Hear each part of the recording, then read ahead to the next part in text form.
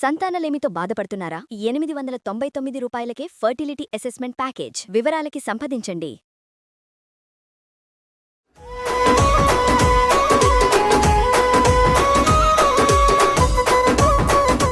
Anu's skin and hair clinic సమర్పించు Sankranti special episodes కి స్వాగతం.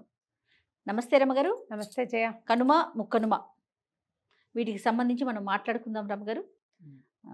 కనుమ రోజు కాకి కూడా కదలదని, ముక్కనుమ రోజు ముక్క కొట్టాలని నాన్ వెజ్ తినే వాళ్ళైతే, వెజిటేరియన్స్ వెజ్ అనుకోండి.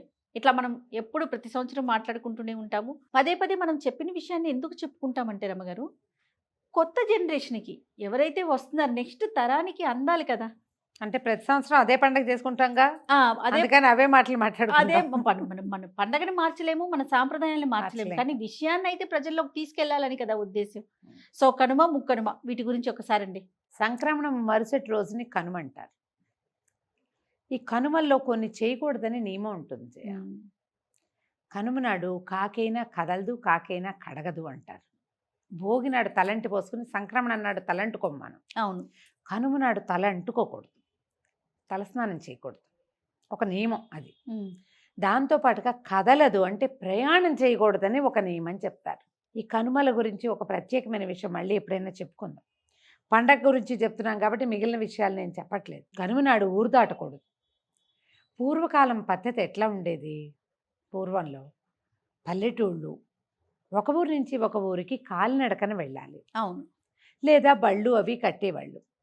2-3 ఊళ్ళకి మధ్యలో చిట్టడుగులు అవి ఉండేందుకు అవకాశం ఉండేది కదా. ఇలాంటప్పుడు ప్రయాణాలు చేయకూడదు, ఈ నడిచి వెళ్ళాలి కాబట్టి ఈ కనుమ పనికిరాదని ఒక నియమం ఇది వరకు ఉండేది. ఇప్పుడు బస్సులని, టికెట్లని, ఫ్లైట్లని, రైళ్ళని, ఆఫీసులని, మీటింగులు. అవునండి కదా. అందుకని ఏం చేస్తారు ఇప్పుడు జనం, పండగ నాడు సాయంకాలమే బ్యాగ్ తీసుకెళ్ళి పిన్నిగారింట్లో పెట్టి పిన్నింటి నుంచి వెళ్తారు, పక్కింటి నుంచి వెళ్తారు, నిర్గమనం పెట్టుకుంటారు, పరస్థానం అంటారు. పుట్టింటి నుంచి కదలకూడదనే నియమం. ఏ చోట నుంచి కూడా మనం ఎక్కడికి వచ్చామో అక్కడి నుంచి కదలకూడదు. ఇలాంటిది అయితే అది ఆ రోజున పెట్టింది ఏమిటి? ప్రయాణించకూడదని. నువ్వు కనుమ రోజున బస్సులు కార్లు అవి ఇలా లైన్గా కనపడతాయి మనకి హైవేలో. మరి అదిగా చేయాలంటే ఇది ఎలా కుదురుతుంది కదా. కాలాన్ని బట్టి కొంచెం మార్చుకుంటాం. దీన్ని వదిలేద్దాం ఇక్కడే. పాత పద్ధతిని ఓ దండం పెట్టుకుని మనకి ఇదే అవకాశం ఉంది, అందుకని బ్యాగ్ ఎవరింట్లో ఉన్నా పెట్టి బ్యాగ్ పుచ్చుకుని వెళ్తున్నారు. అట్లాగే పెద్దవాళ్ళు ఎవరో ఒకళ్ళు చెప్తారు ఇట్లా చేయొచ్చు, ఏం కాదు అని. అయితే ఈ కనుమ నాడు మాంసాహారం ప్రత్యేకంగా చెప్పబడుతుంది. ఈ మాంసాహారం అంటే మాంసాహారం తినని వాళ్ళ పరిస్థితి ఏమిటి? అందుకని కనుమ నాడు గారెలు తినాలని చెప్తారు. కనుమ నాడు మినుము తినాలి అని. మాంసకృత్తులు ఎక్కువగా ఉండే పప్పు పదార్థం మినుము కాబట్టి అవును, కనుమ నాడే గారెలు వండుకుంటారు. అందరూ వండుకుని దాంతోపాటు వాళ్ళు చేసుకోగలిగే పదార్థాన్ని అవతల వాళ్ళు, వీళ్ళు తినగలిగే ఏ అల్ల పచ్చడిను యువతల వాళ్ళు చేసుకుంటారు. కనుమ నాడు గారె తినాలి. ఇప్పుడు కనుమకి దీనికి ఏం సంబంధం? సంక్రమణము దేనికి జరిగింది? సూర్యుడికి. సూర్యగమనంలో మార్పు రాగానే ప్రకృతిలో మార్పులు మొదలైపోతాయి. బలవర్ధకమైన ఆహారం తీసుకోరా నాయనా, రేపటి నుంచి ఉంది నీ సంగతి. ఎండ దంచి కొట్టేస్తాడు, మొదలు పెడతాడు. మాఘం వచ్చిందంటే ముదిరిపోతుంది.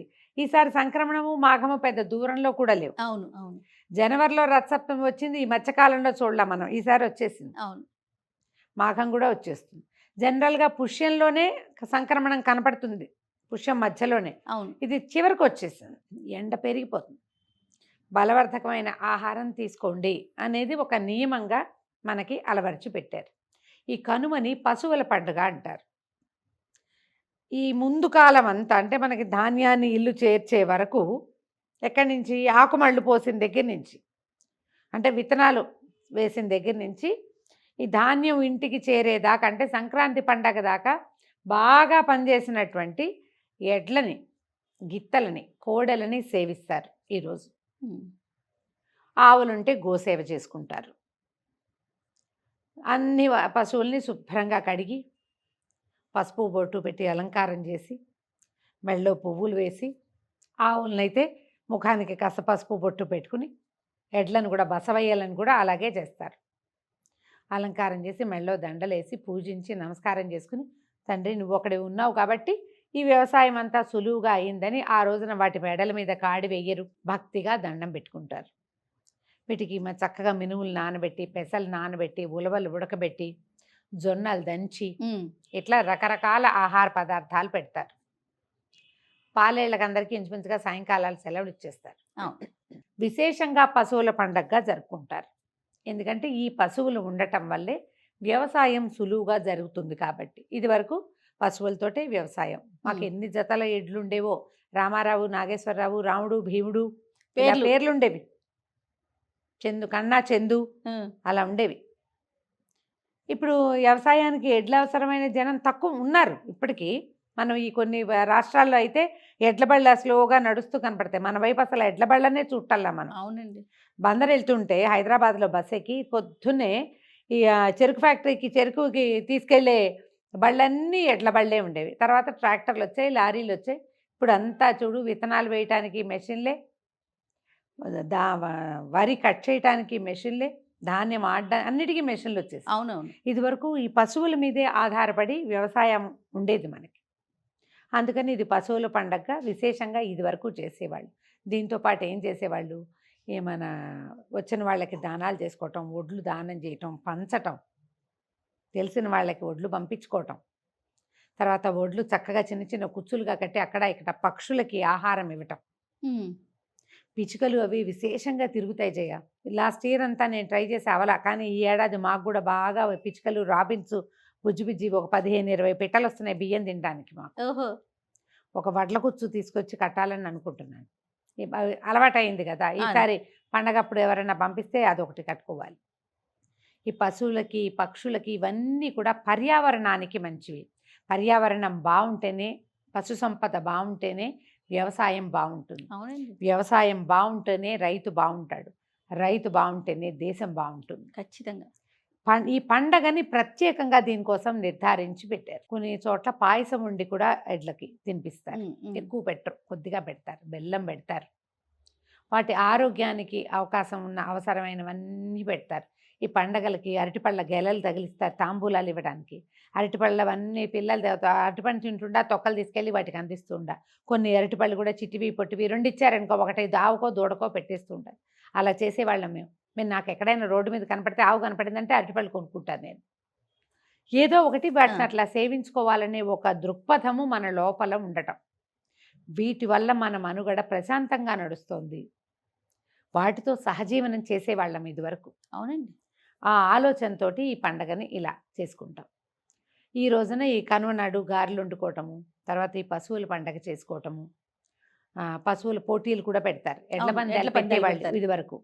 కొన్ని ప్రాంతాల్లో ఇప్పటికీ ఉన్నాయి. సరే, కోడి పందాలు లాంటి వ్యవహారం కూడా ఒకటి కనపడుతుంది. ఇది కొన్ని ప్రాంతాల్లో డబ్బున్న వారి ఆటగా కూడా పరిణమించి ఉంటుంది. వారి వారి ఛాయిస్ ప్రకారము. ఇందులో ఏంటంటే డబ్బు, పందాలు అంటే గ్యాంబ్లింగ్ లాంటిది. తర్వాత జీవహింస. ఇప్పుడు మీరు మానేస్తే మాత్రం కోళ్ళు తినకుండా ఎందుకుంటారు? అంతేగా, ఆహారంగా ఉన్నాయి కదా అవి. ఈ పోటీ పెట్టడంలో జీవహింస కనపడుతోంది, కానీ అవి ఎలాగూ ఎప్పటి నుంచో పురాతన కాలం నుంచి ఆహారమే. ఇప్పుడు అవి ఆహారంగానే ఉన్నాయి. ఇందులో జరిగేటువంటి ఈ పోటీ ప్రక్రియ, ఈ పై పందాలు, డబ్బు గ్యాంబ్లింగ్ వల్ల ప్రభుత్వం వ్యతిరేకిస్తోంది. కానీ ఆటగా అయితే మా చిన్నప్పుడు కూడా మాకు పాలేళ్ళు కోడి పందాలు ఆడేవాళ్ళు. ఏదో పావలాలు 10 పైసలు ఉండేవి. ఇప్పుడు లక్షల్లో వచ్చింది అది. అవునండి. సరే, ఇక దాన్ని పక్కన పెడితే దానికోసమే ఊళ్ళో వెళ్తున్న వాళ్ళు బోళ్ళంత మంది ఉంటారు. అది ఎలాగూ నడుస్తూ ఉంటుంది. దాన్ని వదిలిపెట్టేయండి. కనుమ నాడు చక్కగా వండుకుని తింటాం, స్నేహితులకి చక్కగా భోజనం పెట్టడం.